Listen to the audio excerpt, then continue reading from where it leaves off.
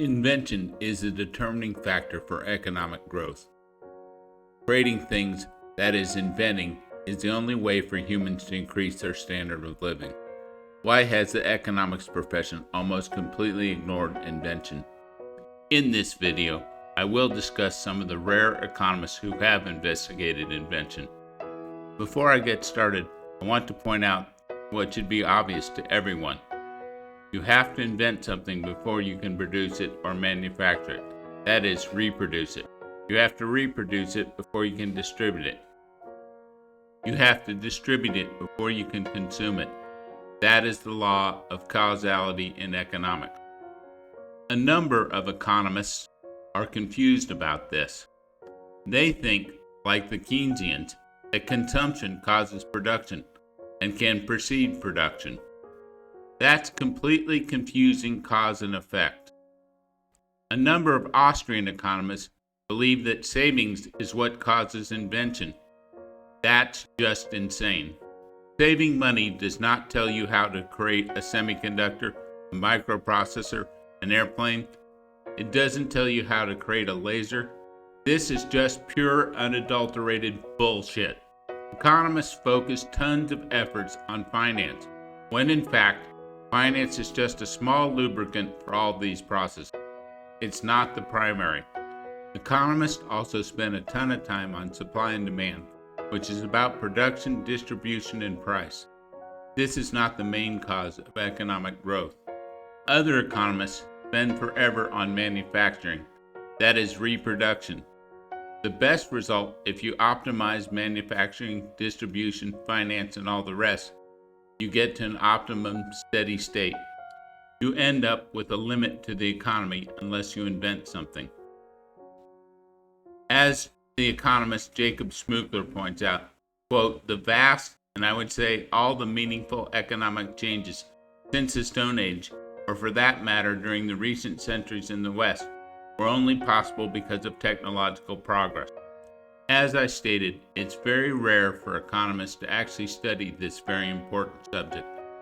In fairness, this should be a subject which is also studied by engineering professors. What I've found, though, is in fact that engineering professors like to focus on design as opposed to inventing. Design is usually about optimizing things. It's a trade-off between power and weight and things like that. These are important in engineering, but the penultimate activity of an engineer is inventing, creating something new that solves a problem that wasn't solved in that way before. As I pointed out in one of my earlier videos, the main thing that helps people become better inventors is to understand earlier inventions, not math, which is what most engineering schools are focused on. In this video, I'll introduce you to the works of the economists Jacob Schmookler, William Brian Arthur, and Zarina Khan, and Abbott Peyton Usher, all of whom are economists who've looked at the effects of invention in economics. I'll also talk about the incredible book written by William Rosen called The Most Powerful Idea in the World. I'll finish up by pointing out some of the major things that I've discovered about inventing and economics. The economist Jacob Schmookler wrote an incredible book entitled Invention and Economic Growth back in the 60s. This book clearly anticipated new growth economics and many of the things that Paul Romer received the Nobel Prize for. Jacob Schmookler undertook an econometric study of invention. The opening line of his book is, quote, what laws govern the growth of man's mastery over nature? He examines a number of important questions in this area, including whether the creation of inventions is driven by the market or by scientific discovery. Spoiler, market demand is the driving factor for most inventors. Scientific discoveries play only a very small part in what inventions get created. He also investigated whether there's a limit to the number of inventions that can be created, how many patents are commercialized, and are inventions inevitable. One of the points that Schmookler makes is that society uses far more of its resources to disseminate technology than to advance technology. This is the exact opposite of what you do if you are trying to maximize per capita income and wealth.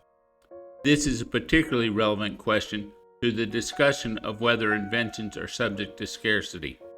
If dissemination is not free, as Paul Romer and others have suggested it is, then property rights for inventions are critical for dissemination.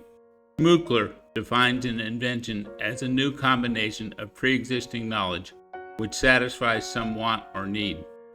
This definition makes it clear that inventions are a combination of pre-existing knowledge and elements. Many people and judges, including those on the U.S. Supreme Court, have tried to define an invention as something completely new. This we know to be impossible because inventions would then violate the conservation of matter and energy. Schmuckler makes an interesting analogy between inventions and genetics and evolution. He explains that inventions that are created today are based on knowledge and inventions produced earlier, which provides a genetic basis to invention. Because of this, inventing is an economic choice made in the context of economic change. I've done a whole video about the connection between inventions and genetics. In that video, I point out that inventions are much like genetic changes economically and from an evolutionary point of view. According to Schmuckler, most economists assume inventions are driven by scientific discoveries and as a result are non-economic. He shows that inventors and inventions are influenced by economic interests much more than scientific discoveries. It should also be pointed out that the creation of many inventions precede the underlying science. For instance, the steam engine preceded the science of thermodynamics and was the major impetus for its study. The most important finding in the book, according to Schmuckler, is that the amount of inventive activity in an industry is directly related to the size of the market. This means that the process of inventing is largely an economic activity that includes an expected gain that is mainly determined by the size of the market to which the invention is directed, and of course the property rights that you obtain in your invention. Schmuckler investigated the number of patents that were commercialized. He found that over 50% of patents were commercialized. Economists Larimer and Sokoloff investigated the rate at which independent inventors were able to sell their patents around 1900. At that time, it was around 30%. Of course, with the complete gutting of our patent system, I'm sure that this rate is much lower today. William Brian Arthur is another economist who has studied invention, and he also has a degree in electrical engineering. His book, The Nature of Technology, What It Is and How It Evolves, points out that technology defines our standard of living. Increasing one's level of technology is the only way to increase real per capita income. The book starts by defining a technology, invention, as a unique combination of elements, and the author repeatedly points out that every technology is built on existing elements, technologies, and scientific phenomena. Arthur differentiates between standard engineering and invention. Standard engineering, as he defines it, deals with known technology. This makes each design a new version, that is, a new instance of something already known. He explains a change in principle then separates out invention, a process by which radical new technologies arise from standard engineering. The problem with this definition is that it's not objective. What is a change in principle? All steam engines use the principle that a temperature difference can be used to do mechanical work. Does this mean Newcomen's steam engine is not an invention in light of Thomas Slavery's steam pump? Newcomen used a piston and therefore was able to pump water from deeper levels in coal mines, which was what the first steam engines were used for. Does this mean that James Watt's steam engine that used a separate condenser and was more powerful than Newcomen's is not an invention? How about all the inventors who created high-pressure steam engines? Arthur explains that a new system of technology, for instance jet engines instead of prop engines, requires new component technologies. He has several interesting historical examples of this. The book shows that both technology and biological entities are built hierarchically, and higher levels of technology cannot be created until the building blocks are in place. Arthur also explains neither technology nor the economy is ever in equilibrium. Arthur defines economy as the set of arrangements and activities by which a society satisfies its needs. This makes economics the study of this. This definition makes it clear that Robinson Crusoe economics applies. Arthur lays out what he calls three fundamental principles. The first is technologies are combinations. Second is each component of technology is itself a miniature technology. The third is that all technologies harness and exploit some effect or phenomena, usually several. B. Zarina Khan is another economist who's done yeoman's work in studying inventions, particularly how inventions and the law interact. In her book, The Democratization of Invention, Patents, and Copyrights in American Development, 1790-1920, she points out that the U.S. in the 19th century was more concerned with protecting inventions and somewhat suspicious of protecting art. Europe in the 19th century was the exact opposite. Today it appears the U.S. is following the lead of Europe. In her book, she provides extensive evidence that the U.S. patent system and economic forces affected both the level and the direction of invention. She explains that the U.S. created the first modern intellectual property system. This system is credited as a major factor in the U.S. becoming a technological leader in the world in less than 75 years. The U.S. patent system was so successful, it was widely copied by many European nations and Japan in the 19th century.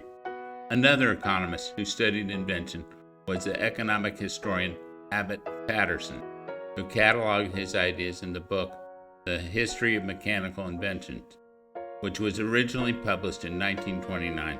Usher suggested that the creation of every invention follows a four-step process. 1. An awareness of an unfulfilled need. 2. Recognition of something contradictory absent in the existing attempts to meet the need, which Usher called an incomplete pattern. 3. An all-at-once insight about the pattern. And 4.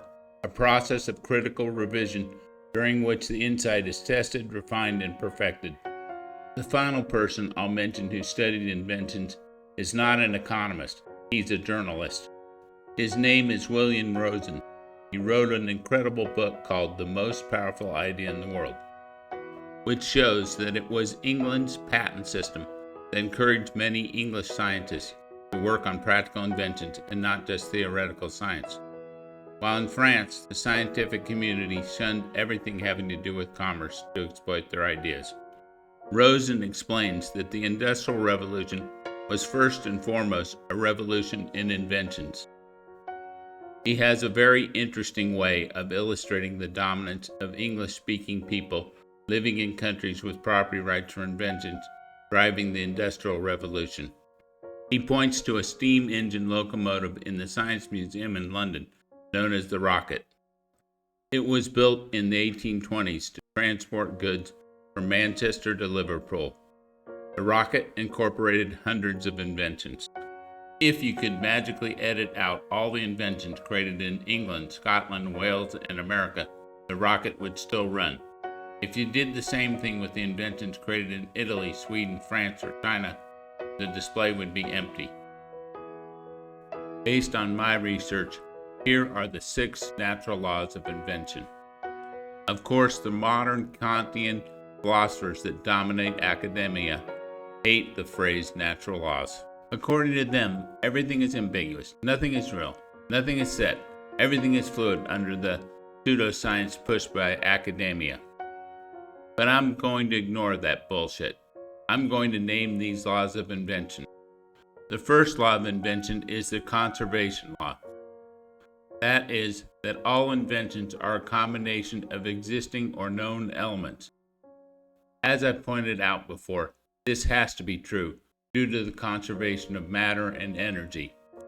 By element, I do not mean chemical elements, but the parts that make up an invention, at some level, must have existed before. For instance, the first laser was a ruby rod laser and had three major components: a ruby rod, a flash lamp, and a Fabry-Perot resonator. All three of these things existed before the laser was invented.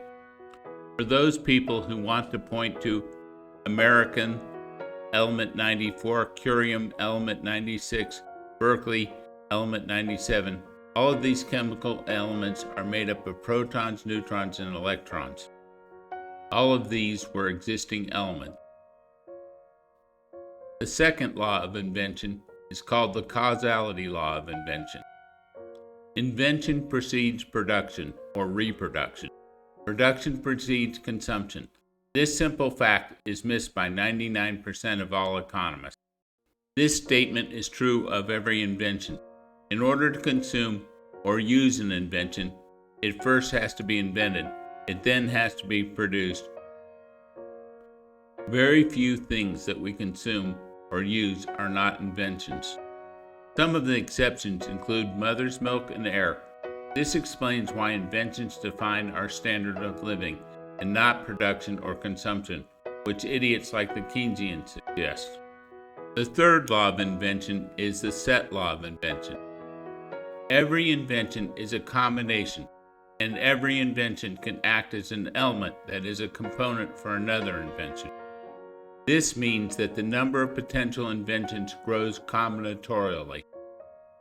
Of course, potential inventions are not actual inventions, and not every combination will result in something useful.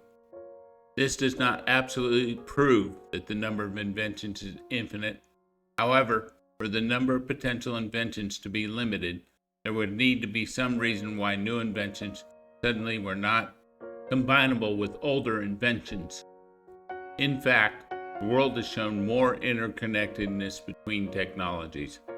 For instance, electronics and the world of combustion engines used to be quite distinct, but now electronics have replaced mechanical carburetors and are now intimately intertwined with combustion engines. Some people have suggested that the number of inventions is limited by the total mass or energy in the universe. First of all, the latest thinking in cosmology does not recognize the finite universe or finite mass and energy. Second, this would limit the implementation of all inventions at once and not necessarily the number of potential inventions. This should not be taken to mean that inventions are inevitable.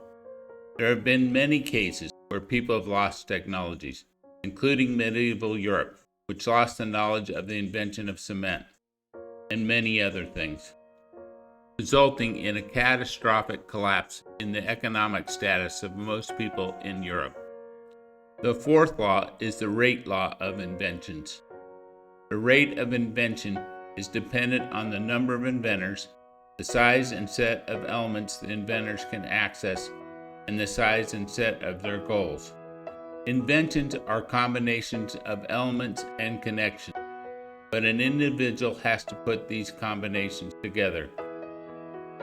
If more individuals are involved in the process of trying out combinations, then there's a greater likelihood that they will find a useful combination or invention. In a rough analogy, the more samples or children in a genetic algorithm, assuming that they are diverse, the more likely or sooner you will find an acceptable solution. Individuals create these sample connections and test them against a selection criteria. If more people are creating these samples, then you increase the probability of inventing a useful product or service. The corollary is that you have more failures than you have successes, as Edison pointed out. A successful solution to a particular selection criteria or fitness criteria has an increased probability if the inventors have access to the complete set of elements available in the world. When the inventors are limited in the selection or application of existing elements, then it reduces the number of potential combinations. It is possible, in this case, that many solutions meeting the fitness criteria will not be part of the search space. This decreases the probability of finding a solution. When inventors' freedom of action is restricted, it will decrease the chance of creating something useful. As a result, we see that freedom fosters invention. This is consistent with empirical evidence and therefore with capitalism.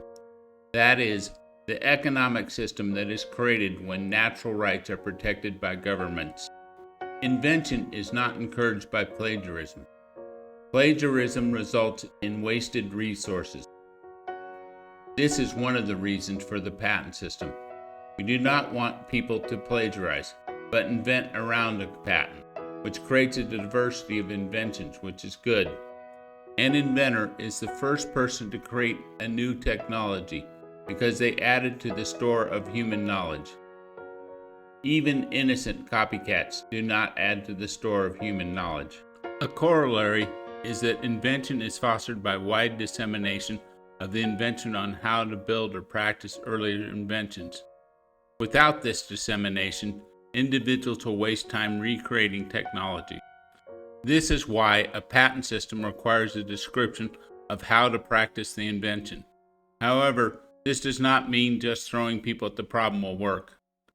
In other words, the example of 1,000 monkeys typing on typewriters for 1,000 years will eventually produce Romeo and Juliet is just nonsense. This is a common combinatorial argument that is false. It presumes the answer. Without the answer, there's no way to determine if you've created Romeo and Juliet. The same applies to software programs.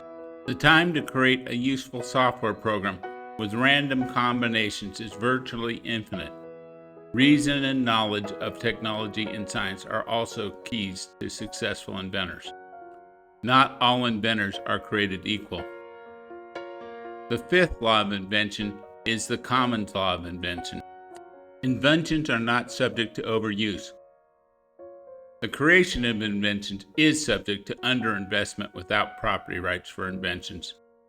The diffusion of inventions is subject to underinvestment without property rights in inventions. Although there are an unlimited number of potential inventions, this does not mean that creating them is free. The U.S. spends over $300 billion per year on research and development to discover inventions. Just like real property, conceiving inventions takes scarce resources. The number of researchers, research facilities, and research equipment are limited. Each researcher's ability to pursue various inventions and discoveries is limited. It always costs less for a copier to reproduce an invention than to create their own invention. This copying of inventions results in underinvestment in the creation of inventions. Once an invention or discovery is made, it still costs considerable resources to distribute the invention. For instance, scientific principles are not subject to intellectual property rights, and therefore can be freely disseminated. Despite this, most people who learn science pay professors and others to teach them freely available information. The U.S. spends over $500 billion per year on all forms of education. Adopting and distributing ideas, including inventions, is not free. According to venture capitalists, most startups will spend 2 to 10 times the amount on marketing their inventions than on developing them. If distribution of ideas were free, not subject to scarcity, this would clearly be unnecessary. University professors, doctors, lawyers, engineers, judges, marketeers, salespersons, and computer scientists are mainly in the business of distributing or implementing known information.